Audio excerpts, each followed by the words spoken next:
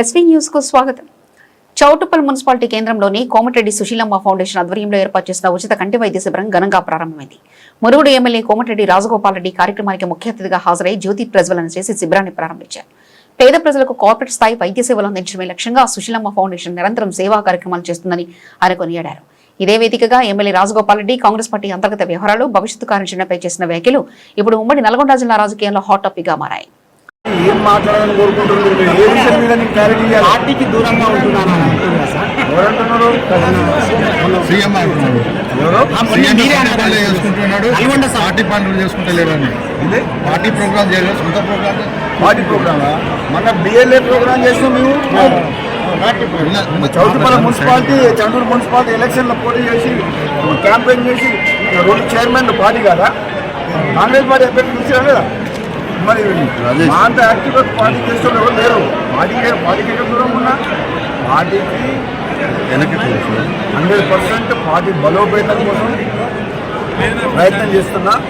రాబోయే రోజుల్లో కూడా మళ్ళా కాంగ్రెస్ పార్టీ అధికారంలోకి రావాలంటే ఏం చేయాలి?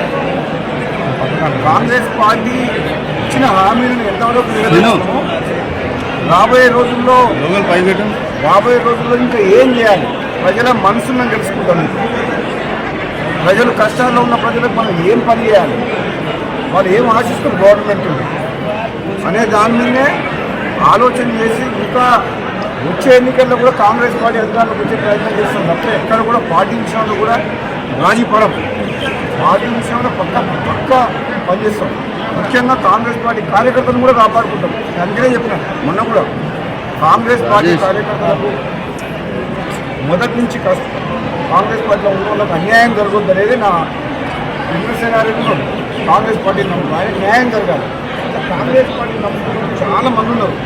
అటువంటి వాళ్ళకు మనం న్యాయం చేయాలని ఆలోచన చేస్తున్నా. కొన్ని సందర్భాల్లో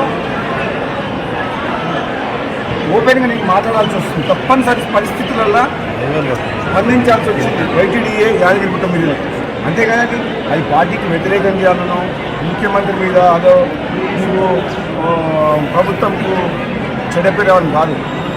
కొన్ని సందర్భాల్లో వాళ్ళ వివేకంగా అడిగిన ప్రశ్నకు నిర్మోహమాటంగా ఓపెన్గా మాట్లాడాల్సి వస్తుంది. తప్పితే కాంగ్రెస్ పార్టీని బలోపేతం చేయాలి.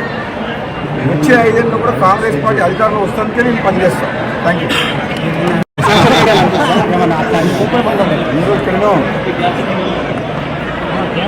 నేను రాహుల్ గాంధీ గెలిపించిన తర్వాత ఆయన నాకు ఇచ్చిన సమయం నాకు తెలిసి బహుశా తెలంగాణ రాష్ట్రంలో ఎవరికి కూడా అంతసేపు ఇచ్చిండదు. ఎన్నో ఏళ్ళ తర్వాత కలిసినా సరే చాలాసేపు పార్టీ గురించి కానీ, ప్రభుత్వ పనితీరు కానీ, కుటుంబం గురించి, నేపథ్యం గురించి కానీ కూడా అడిగి రాబోయే రోజుల్లో ఏ విధంగా చేస్తే బాగుంటుందని చెప్పి నన్ను సలహాలు కూడా అడిగింది. సో రాహుల్ గాంధీ అనే వ్యక్తి ఆయన ఆలోచన విధానం, ఆయన ఎంత ఎమోషనల్ ఫ్యామిలీ వాల్యూస్ ఉన్న మనిషి అంటే మా కుటుంబ నేపథ్యం కూడా అడిగి తెలుసుకున్నాను. అంటే ఎంత మంచి హృదయం ఉన్న నేత అంటే రాహుల్ గాంధీ అంత మంచి మనిషి.